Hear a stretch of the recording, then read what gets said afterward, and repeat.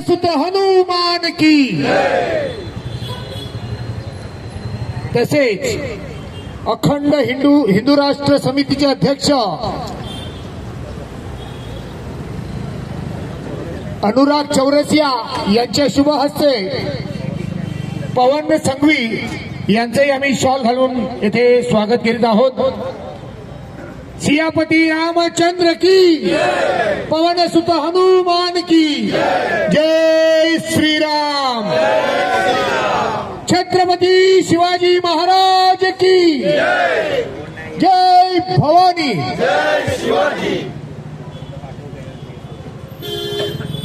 हिंदू हित संघ बांगलादेशातील हिंदूवर होणाऱ्या अत्याचारांविरुद्ध आज जो आपण जन आक्रोश व्यक्त करणार आहोत याचे प्रमुख व्यक्ती म्हणून श्री माधवजी वसंत बर्वे येथे उपस्थित आहेत। मी आता त्यांना विनंती करतो की आपण या जन आक्रोशासाठी आपले अभिव्यक्त व्यक्त करावे। धन्यवाद।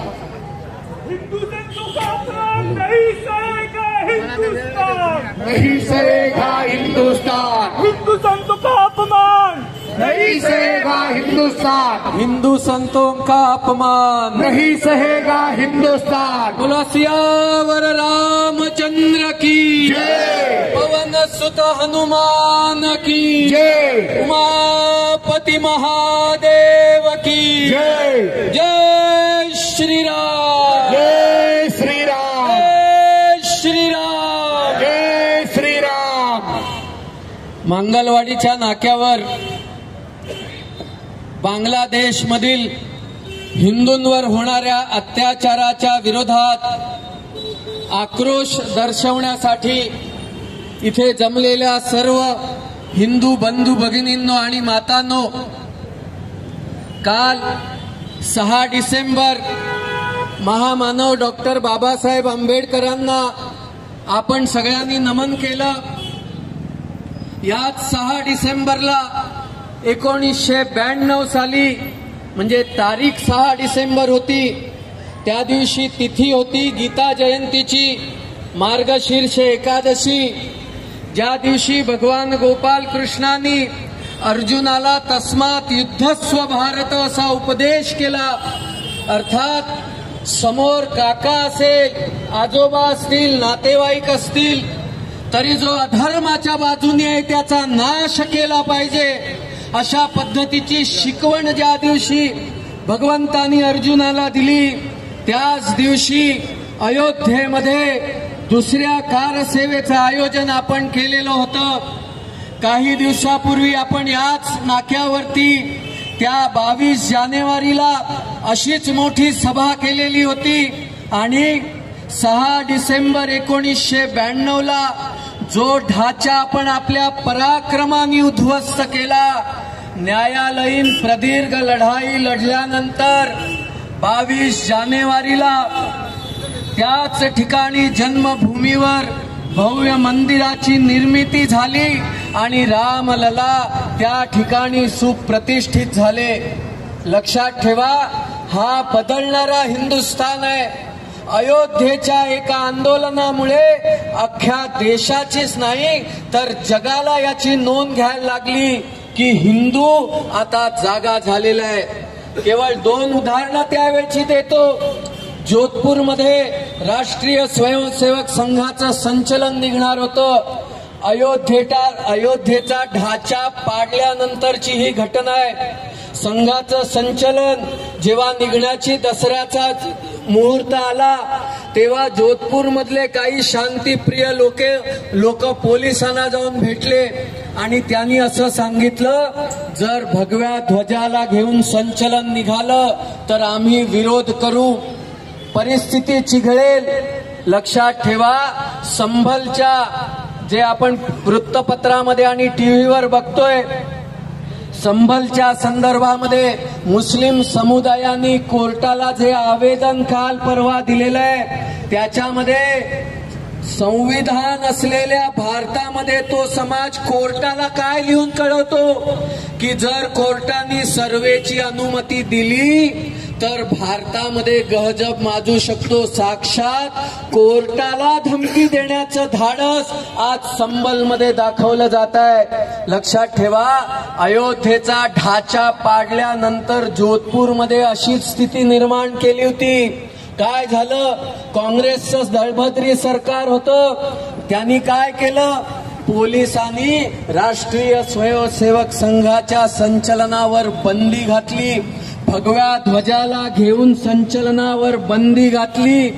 हिंदू हा नेहमीच कायद्याचं पालन करतो आणि त्यामुळे पोलीस परवानगी नाही तर त्या वर्षी संचलन निघालं नाही.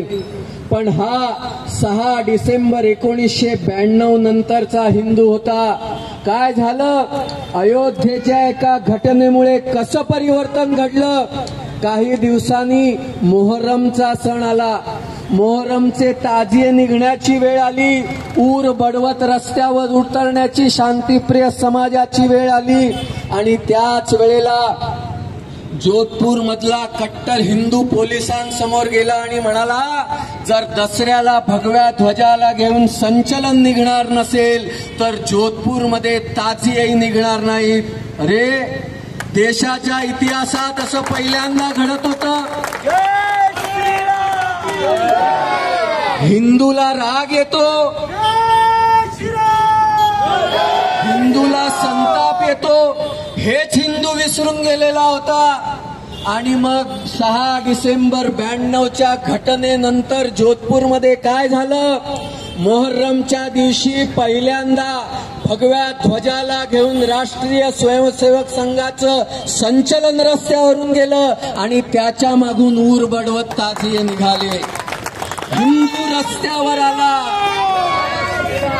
हिंदू रस्त्यावर आला तर काय होतं? 6 डिसेंबरच्या एका घटनेने हिंदू समाजामध्ये झालेलं परिवर्तन हे तुमच्या आमच्या समोर आहे. आपण सगळे मुंबईमध्ये राहतो. 6 डिसेंबर 92ला ठरवून मुंबईमध्ये दंगली करण्यात आल्या. पण त्यावेळेला मुंबईचा पोलीस रस्त्यावर उतरला. त्याचं ते कामच आहे. त्यांनी गोळ्या घालून समाजकंटकांना ठार मारलं. एक महिन्यानी 6 जानेवारीला पुन्हा ठरवून दंगली मुंबईमध्ये करण्यात आल्या. जावेद खान आणि त्यावेळचे रेल्वेचे मंत्री मुंबईमध्ये तळ ठोकून होते. मुंबई पोलीस गोळ्या घालणार नाहीत याची दक्षता केंद्रातल्या काँग्रेस सरकारने घेतली होती. पण काय झालं? 6 डिसेंबरच्या घटनेने हिंदू समाजाला काय करायचं ते कळलेलं होतं. शांतीप्रिय समाजाची दुकानं जाळली गेली, त्यांच्या संपत्तीला जाळण्यात आलं. लक्षात घ्या, 6 जानेवारी 1993 नंतर आपल्या मुंबईत एकही दंगल झाली नाही. कारण दंगल केली तर हिंदू मारतो हे त्या समाजाच्या लक्षात आलं. जय श्रीराम.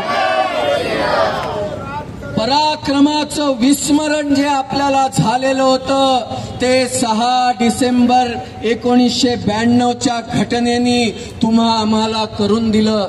लक्षात ठेवा, आपल्याला शिकवलं गेलं अहिंसा परमो धर्म. अहिंसेची जपमाळ ओढा.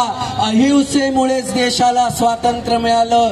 लक्षात ठेवा, महाभारतातल्या या श्लोकाची पुढली ओळ आपल्याला ठरवून हरामखोर काँग्रेसी शासनाने शिकवली नाही किंवा हिंदूंनी तिच्याकडे दुर्लक्ष केलं.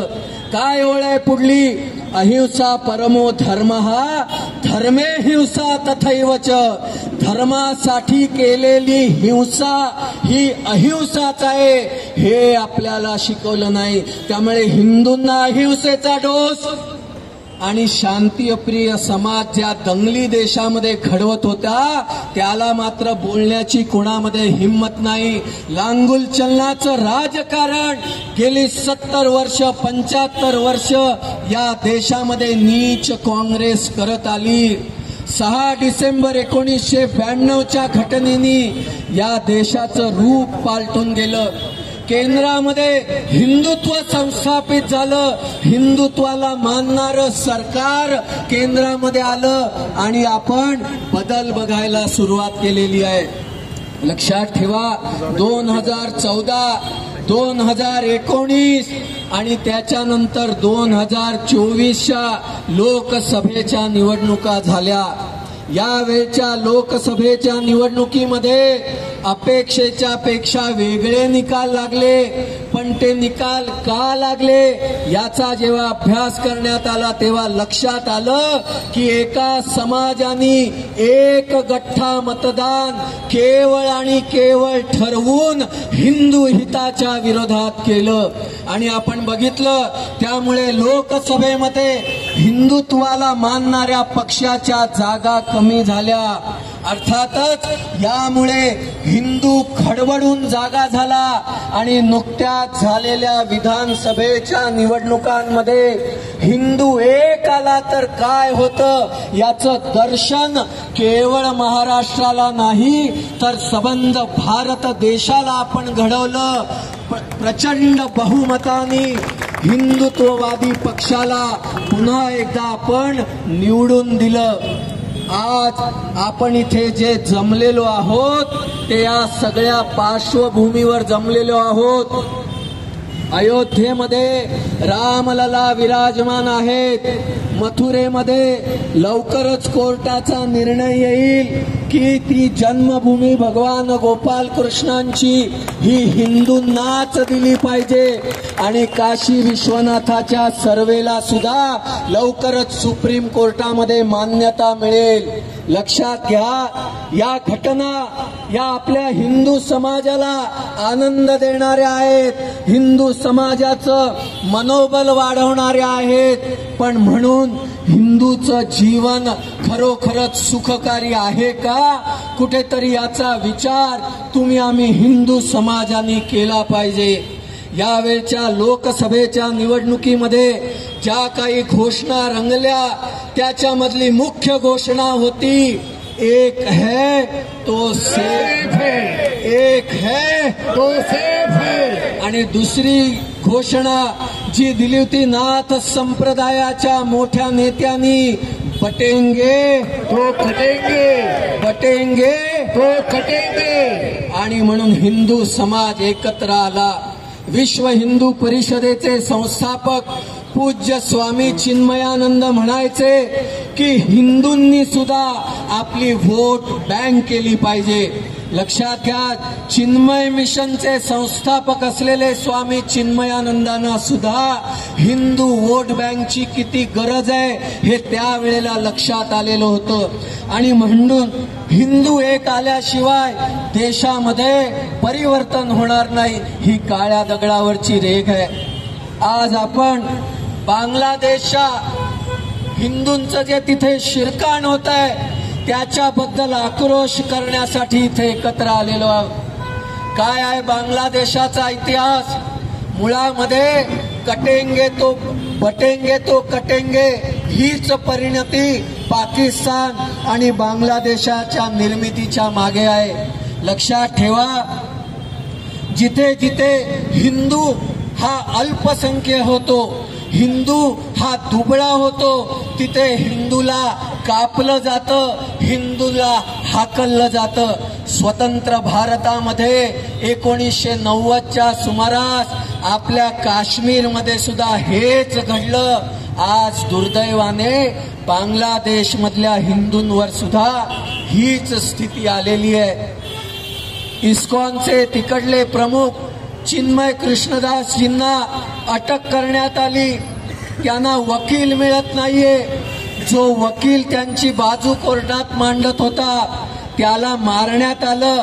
त्याला हॉस्पिटलमध्ये नेईपर्यंत मार देण्यात आला. आणि कोर्टामधल्या सगळ्या वकिलांनी एकही वकील आपल्या हिंदू संताला मिळणार नाही याची पूर्णपणे खबरदारी बांगलादेशात घेतली.